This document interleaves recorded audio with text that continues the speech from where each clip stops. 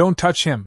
The voice cracked through the ballroom like a glass shattering against marble, and for a split second, everything froze. The music cut mid-note, champagne glasses hovered in the air, and under the golden glow of 100 chandeliers, William Harrington, one of the most powerful men in America, lay motionless on the polished floor, his tailored suit perfectly pressed, his face suddenly pale in a room built for power and control. But control was gone now, replaced by a silence so thick it pressed against every chest in the room, and then from the edge of that silence, Darius Cole moved, not fast, not dramatic, just certain, his worn work shoes whispering against the marble as he stepped past waiters who didn't know where to look and guests who didn't know what to do, his janitor badge catching a flicker of light as if reminding everyone exactly who he was supposed to be in this room, someone invisible. Someone who cleaned up after moments like this, not someone who stepped into them. But Darius didn't stop, because he had seen this before, not in ballrooms or beneath crystal chandeliers, but in dim hospital corridors where machines beeped too slowly and people waited too long, and in that memory lived a weight he never put down, a quiet understanding of what it meant when a body went still and a room went silent. He dropped to his knees beside the billionaire, ignoring the sharp intake of breath from the crowd, ignoring the tightening circle of expensive suits closing in around him, his hands steady, his eyes focused, scanning, measuring, listening for something deeper than panic, something quieter than fear, and when he leaned closer, he felt it, that absence, that fragile edge where a life could slip without warning. "Sir?"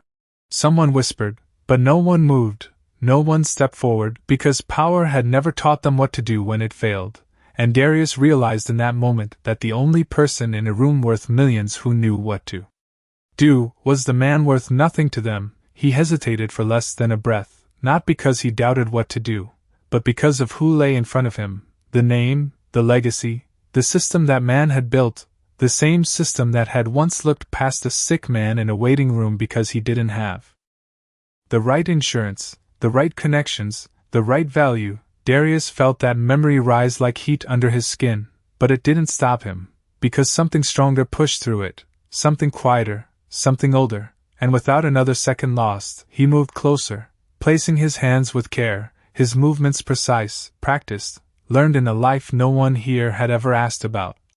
And as whispers turned into sharp voices and footsteps rushed toward him, he focused only on the man in front of him, on the rhythm that wasn't there, on the chance that still remained, and somewhere in the distance, sirens began to echo, faint at first, then growing louder, but Darius didn't look up, because in that moment, under the cold light and colder eyes, he wasn't a janitor, he wasn't invisible, he wasn't small, he was the only person standing between silence and a breath that hadn't come yet. The first breath came shallow, uneven, like the air itself was unsure whether it belonged there, and Darius felt it before anyone else saw it, a faint rise beneath his steady hands, a fragile return that did not match the chaos building around them, voices layered over one another, heels clicking sharply across the marble, someone shouting for space while others pulled back as if distance alone could restore order. But Darius did not move. He stayed close, counting quietly in his head, measuring each second the way he had been taught long before this night, long before this room, his focus locked on the rhythm that was beginning to fight its way back. And then the man beneath him inhaled again, sharper this time, enough to break the stillness completely, a ripple of shock passing through the crowd as if the entire room had taken that breath with him, and suddenly hands were everywhere, professionals stepping in, voices turning clinical, controlled, reclaiming authority that had slipped just moments ago.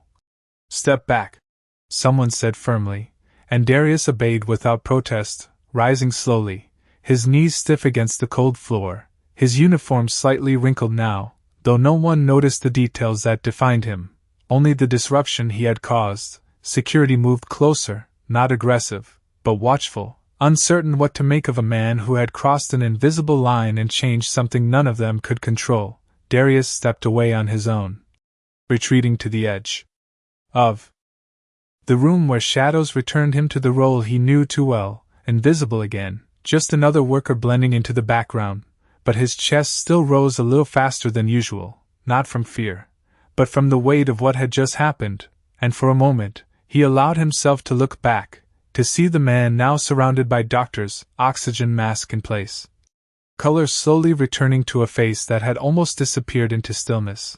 And it was strange, how quickly the room shifted, how power reassembled itself the second life returned, as if nothing had broken at all. Conversations resumed in hushed tones, eyes avoided his, some out of discomfort, others out of something harder to name, and then one voice cut through, quieter but sharper than the rest.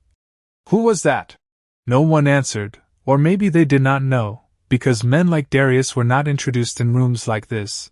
They were not remembered, and yet the question lingered, floating just above the polished surfaces and expensive fabrics, unanswered but undeniable, and Darius turned away before anyone could point, before anyone could decide what he was supposed to be in this new version of the moment. He walked toward the service hallway, each step steady, controlled, as if returning to routine could erase the disruption. The fluorescent lights of the back corridor felt colder, more honest. The hum of machinery replacing the distant murmur of wealth behind closed doors, and as he reached for the maintenance cart he had left behind, his hands paused for just a second, resting on the handle, grounding himself in something familiar, something simple, because out there, in that room, he had stepped into a space that was never meant for him, and for a brief moment, he had changed it. But here, under dim lights and quiet echoes, the world felt the same again, almost, except for one thing he could not quite shake. The way the billionaire's eyes had opened, just for a second, and seemed to look directly at him, not past him, not through him, but at him, as if something had shifted that could not be undone. The hallway swallowed the noise behind him, but not the weight of it, and Darius had just wrapped his fingers around the cool metal handle of the cart when footsteps echoed sharply from the direction he had just left, faster than before, more urgent, more certain. "Hey!" a voice called out, not loud, but firm enough to stop him mid-motion, and he turned slowly, not startled, just cautious, because in places like this, being called back rarely meant anything good. A man in a tailored suit approached, his pace controlled but his expression unsettled, like someone trying to maintain authority over a moment that had already slipped beyond it. "You," the man said, pointing slightly, as if still unsure. "You were the one out there, right?" Darius did not answer immediately, his eyes steady, his posture calm, because he had learned long ago that words could complicate things that actions had already made clear. "I help," he said finally, simple, neutral, not claiming more than what was true. The man studied him for a second, then nodded, more to himself than to Darius, as if confirming something he had not expected. "They are asking for you," he added, and that shifted something, small but undeniable, because people like Darius were not asked for, they were told, directed, dismissed, but not requested, and Darius felt that difference settle quietly in his chest. "Who is asking?" he asked, not out of defiance, but clarity. The man hesitated just long enough to make the answer heavier. "Mr. Harrington," he said, and the name hung there, not as power this time, but as consequence. Darius glanced down for a moment, his hand still resting on the cart, the familiar grounding him against the unfamiliar pull of what came next. And for a brief second, he considered not going back, not stepping again into a space that had never been meant for him, because he knew how quickly moments like this could turn, how easily gratitude could become suspicion, how often lines were redrawn once control returned. But then he exhaled slowly, releasing that hesitation, not because he trusted the situation, but because he trusted himself. And he stepped away from the cart, leaving it behind like a version of himself that had just shifted. The walk back felt longer this time, the service hallway giving way to polished marble again, the lights warmer, brighter, almost blinding after the quiet dimness he had just left, and as he approached the entrance to the ballroom, conversation softened, not fully stopping, but changing, bending around his presence in a way that had not happened before. Eyes followed him now, not all kind, not all understanding, but aware, and that awareness carried its own weight, and when he stepped inside, the scene had transformed, the chaos replaced with order, the billionaire now seated upright, supported, breathing steady beneath careful attention, but his gaze, unlike before, was not on the doctors, not on the people who belonged in that circle. It was searching, scanning past them, until it found Darius, and when their eyes met, something passed between them that no one else in the room seemed to understand, not gratitude exactly, not yet, but recognition, clear and undeniable, as if for the first time, the man at the center of power was seeing someone he had never been taught to see, and the room, despite all its noise, felt suddenly quieter because of it. "Bring him closer," William Harrington said, his voice not loud but carrying through the room with a quiet authority that made conversations fall away one by one, and for a moment no one moved, not because they did not hear him, but because they were not used to seeing him like this, sitting instead of standing, breathing instead of commanding, and asking for someone who did not belong among them. The doctors exchanged brief glances, one of them adjusting the oxygen mask as if buying time, but William did not look at them again. His eyes remained fixed on Darius, steady, clear, and unwilling to shift. "I said bring him here," he repeated, softer now, but somehow more certain, and this time the space opened, not willingly, not comfortably, but undeniably. People stepped aside, creating a path that had not existed minutes ago, and Darius felt it before he walked it, the weight of every gaze, every assumption, every silent question pressing against him as he moved forward, his steps measured, not rushed, not hesitant, just deliberate, because he understood that moments like this were fragile, easily broken by the wrong movement, the wrong word, and when he reached the edge of that circle, he stopped, not crossing it fully, not yet, as if respecting a boundary that had always been there, even if it had just shifted. William watched him for a second, then lifted a hand slightly, not commanding, not dismissing, just inviting, a gesture so small it almost went unnoticed, but it changed everything, and Darius stepped closer, now standing within a space he had only ever cleaned, never occupied. The room seemed to hold its breath again, waiting, observing, measuring what this moment meant. "You stayed calm," William said finally, his voice quieter than before, stripped of its usual sharp edge. "Everyone else froze, but you did not."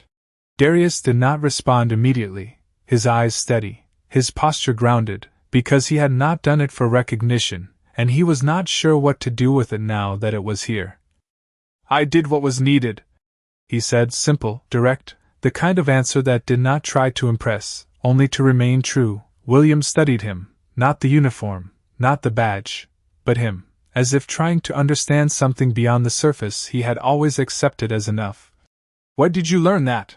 he asked, and the question was different, not casual, not polite, but intentional, as if the answer mattered more than the situation itself, and for a moment, the room leaned in, not physically, but emotionally, drawn by something they could not quite name. Darius exhaled slowly, not out of discomfort, but out of memory. "A long time ago," he said, his voice steady but carrying something deeper beneath it, something unspoken, something that did not need to be explained to be felt, and that was when the shift became undeniable, because the man who had everything was now asking, and the man who had nothing was deciding how much to give, and in that quiet exchange, in that space filled with wealth and expectation, something far more powerful than status had taken hold, something that no one in the room could control, and no one could ignore. The silence did not break gently, it cracked under the weight of what had just happened, and from the edge of the circle, a voice cut through, sharper than before. "This is highly inappropriate," a woman in an ivory dress said, her tone controlled but laced with discomfort she could not fully hide. "He should not even be here." And just like that, the fragile shift in the room trembled. Conversations paused again, not out of awe this time, but uncertainty, because recognition was one thing, but acceptance was another entirely. Darius did not turn toward her, he did not defend himself, he simply stood where he was, steady, grounded, as if he had expected this, as if moments of being seen always came with moments of being pushed back into place. Security shifted slightly, not acting, but ready, waiting for a signal that had not yet come, and all eyes moved back to William, because in a room like this, the direction of power always decided the direction of truth. William's jaw tightened just enough to be noticed, his gaze flicking briefly toward the woman. Then back to Darius, and for a second, the room held that tension, that invisible line between what had always been and what could be. "He saved your life," Another voice added, quieter, more careful, a doctor this time, stepping into the space between judgment and fact.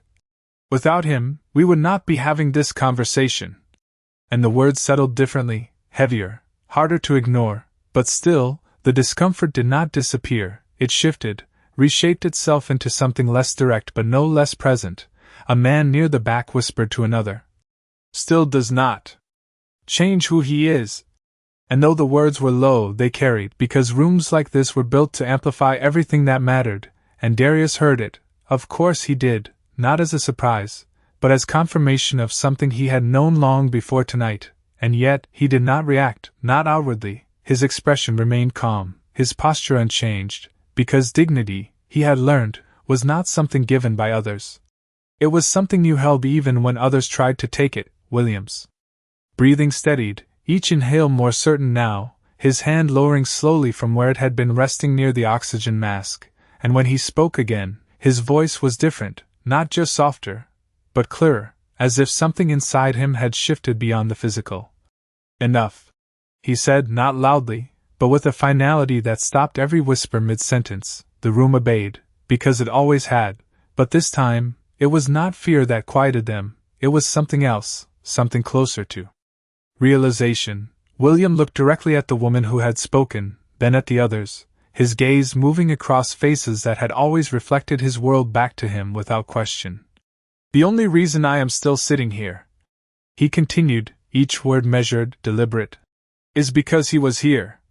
And the weight of that truth settled over the room in a way no wealth, no title, no reputation could override, and for the first time, the discomfort shifted again, not outward, but inward, into the people who had spoken, into the assumptions they had carried without ever needing to question them, and Darius, standing at the center of that shift, did not move, did not speak, did not claim anything. He simply existed in that moment, fully, completely, in a space that had never been meant to hold him, and yet now could not deny him. The room did not erupt again, it settled slowly, like dust after something heavy had fallen, and in that settling there was a different kind of silence, not frozen, not shocked, but reflective, as if every person present was adjusting to a version of reality they had not prepared for. William leaned back slightly, the tension in his shoulders easing just enough to show he was no longer fighting for breath. But something in his expression remained tight, not from pain, but from thought, from the quiet weight of something connecting that had not connected before, and he did not look away from Darius, not once, even as the medical team stepped back to give him space, even as the soft murmur of the room tried to rebuild itself around them. "What is your name?" he asked, and the question landed differently than any before it, not as formality, not as curiosity, but as recognition. Darius paused for a fraction of a second, not because he was unsure, but because of how rarely his name was asked in spaces like this. "Darius Cole," he said, clear, steady, and the sound of it seemed to anchor something in the air, something human, something real. William nodded once, slowly, as if committing it to memory rather than passing over it, and then his gaze shifted, not away, but inward, as if searching through something unseen. "Darius Cole," he repeated quietly, and for a moment, it felt like the room disappeared around them, like the chandeliers dimmed and the polished marble softened, leaving only two men connected by a moment neither of them had expected. And then, just as quietly, William asked, "Have we met before?" And the question hung there, unexpected, but not entirely misplaced, because there was something in the way Darius had moved, something familiar in the calm, in the certainty, something that did not belong to chance alone. Darius felt it too, that subtle pull of recognition that had been sitting just beneath the surface, and he exhaled slowly, his eyes lowering for a brief second before returning to meet Williams. "Not here," he said, his voice softer now, carrying a weight that had not been there before. "But I have seen you before." And that was enough to shift the air again, not sharply, not dramatically, but deeply, because now the moment was no longer just about what had happened tonight. It was reaching backward, into something unresolved, something unfinished, and William's brow furrowed slightly, not in confusion, but in effort, as if trying to place a memory that had never been given importance until now. "Where?" he asked, and the room, though still filled with people, seemed to lean in once more, drawn not by spectacle, but by the quiet gravity of something about to surface. Darius did not answer right away, he did not rush it, because some truths did not belong to the speed of conversation, they belonged to the space between words, and in that space, he could feel the past pressing gently forward, waiting, patient, undeniable, the hum of the room fading into something distant, the lights reflecting off polished surfaces like distant echoes, and for the first time since stepping into that ballroom, Darius was not just standing in the present. He was standing at the edge of something that had begun long before tonight, something that neither of them had fully seen yet, but both were now beginning to understand could not be ignored. The question did not echo, it settled, deep and quiet, like something long buried finally reaching the surface, and Darius held William's gaze for a moment longer before answering, not with hesitation, but with care, because what he was about to say did not belong to this room, did not belong to the polished floors or the quiet power surrounding them, it belonged to a place far less visible, far less remembered. "County General Hospital," he said, his voice steady, but carrying something heavier now, something lived, and the name alone was enough to shift something in William's expression, not fully, not yet, but enough to show recognition brushing against the edges of his memory. "Late winter, about 4 years ago," Darius continued, not raising his voice, not forcing the moment, just letting it unfold the way truth always did when it was finally allowed to exist. "You were touring the facility, talking about expansion, new funding, improvements." William's eyes narrowed slightly, not in doubt, but in effort, piecing together fragments of a day that had never been meant to stay with him, and then Darius added quietly, "My father was there." And that was the moment the air changed, not visibly, not dramatically, but undeniably, because now this was no longer about coincidence, no longer about a single act in a ballroom, it was about a thread that had existed long before tonight, one that had been invisible to one man and unavoidable to the other. William did not speak immediately, his breathing still steady but his posture shifting, leaning forward just slightly, as if pulled towards something he did not fully understand yet. "He had been waiting for hours," Darius said, his eyes no longer just on William, but somewhere between the present and the past. "Not because there were no doctors, but because there were priorities." The words were calm, measured, not accusing, not emotional, but they carried a weight that did not need volume to be felt, and the room, though silent, seemed to recede even further, leaving space for something much more personal, much more real. "I remember seeing you walk through," Darius continued. "People moved, doors opened, everything shifted around you." And there was no bitterness in his tone, only clarity, the kind that came from understanding something long after it had already shaped you. "I tried to speak to someone, anyone," he added, "but no one looked at us."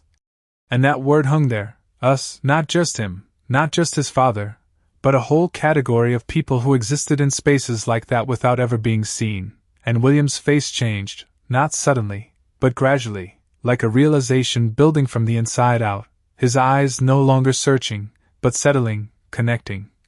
"What happened to your father?" he asked, his voice lower now, stripped of everything except the need to know, and Darius held that question for a second before answering, not because he did not want to say it, but because some answers carried more than words. "He did not get the help he needed in time," he said, simple, direct, and the truth of it landed without resistance, without argument, because it did not need either, it simply existed, and in that moment, in a room built on power and distance, something far more profound settled between them, not blame, not anger, but understanding, quiet and heavy, impossible to ignore, and for the first time, William Harrington did not look at Darius as a stranger or an employee, or a man out of place. He looked at him as someone whose story had intersected with his own long before he ever realized it, and now, standing face to face, neither of them could step back from it.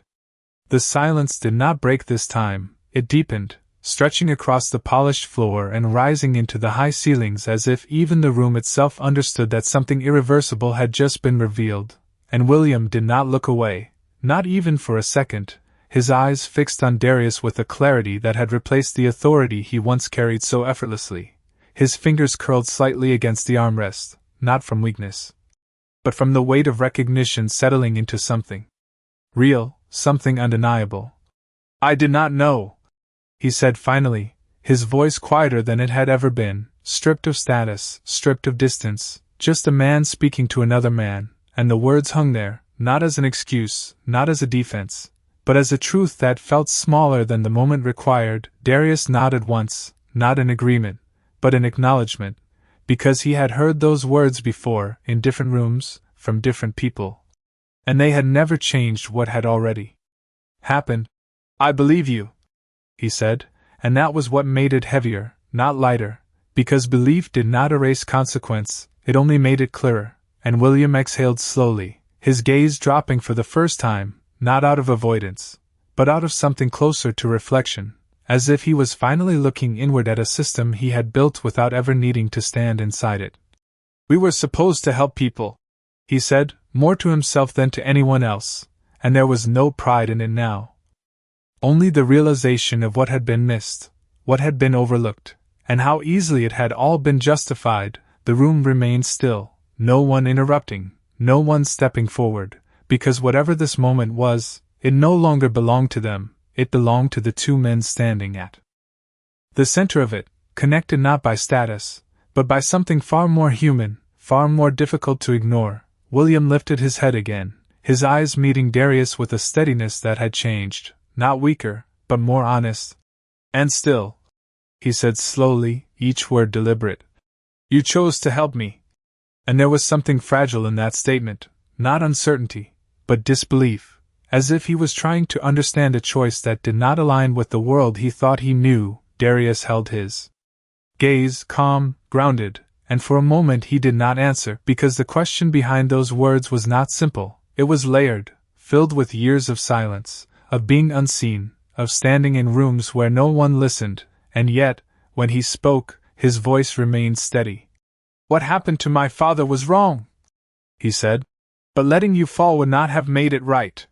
And the truth of that landed deeper than anything else that had been said that night, because it did not accuse, it did not demand, it simply revealed a kind of strength that did not depend on power. And William's expression shifted again, not in shock this time, but in something quieter, something closer to humility, a realization that the man standing in front of him, the man he would have never noticed before tonight, had just shown him something he had never been forced to see, not in boardrooms, not in reports, not in numbers, but in action, in choice, in humanity. And for a long moment he said nothing, because there were no words that could fully hold what he was beginning to understand, only a silence that carried more meaning than anything he could offer. And in that silence, something changed, not in the room, not in the lights or the people or the structure around them, but in him, quietly, deeply, in a way that could not be undone. No one spoke after that, not because there was nothing left to say, but because everything that mattered had already been placed in the space between them, and for a moment, the room seemed to fade again, not disappearing, but softening around the edges, as if the world itself was stepping back to let something quieter take shape. William shifted slowly in his seat, his movements no longer rushed, no longer driven by urgency, but by intention, and he reached for the edge of the chair as if grounding himself in something real for the first time that night. "Walk with me," he said, not as a command, not as an expectation, but as a request. And the difference did not go unnoticed. Darius hesitated only briefly before nodding, not because he needed permission, but because he understood the weight of what came next. The two of them moved away from the center of the room, not quickly, not dramatically, just step by step, side by side, and as they did, the crowd parted again, but this time it felt different, not reluctant, not forced, but aware, as if everyone present understood that what they were witnessing was not status being restored, but something being redefined. They passed through the ballroom doors into the quieter corridor beyond, where the light was softer, and the air carried none of the tension from before. Only a steady calm that settled into the silence between them, and for several steps, neither of them spoke, not out of discomfort, but because words would have felt too small for what was unfolding. William stopped near a large window that overlooked the city, the lights below stretching for miles, steady and distant, and he looked out for a moment before turning back to Darius, his expression no longer guarded, no longer distant, but open in a way that seemed almost unfamiliar to him. "Tomorrow," he said slowly, "I am going back to that hospital." And the statement was simple. But it carried a shift that reached far beyond the building behind them, far beyond the night itself. Darius did not react immediately, his eyes steady, his posture unchanged, because he knew that words like that were easy to say in moments like this, but harder to carry forward when the world returned to normal, and William seemed to understand that hesitation without it being spoken. "Not for a visit," he added, "to listen." And that word settled differently, quieter, but deeper, and for the first time, Darius allowed a small change in his expression, not a smile, not approval, just a subtle easing, a recognition that something real might actually follow. William nodded once, as if acknowledging that he did not expect forgiveness, did not expect anything at all except the chance to do something differently, and then he extended his hand, not as a gesture of power, not as a formality, but as something simple, human, equal. Darius looked at it for a moment, not weighing it, not questioning it, just understanding it, and then he reached out and met it, his grip firm, steady, and in that quiet exchange, there were no cameras, no applause, no declarations. Just two hands meeting in a space where something had shifted that could not be undone, and after a moment, they let go, not because it was finished, but because it was beginning.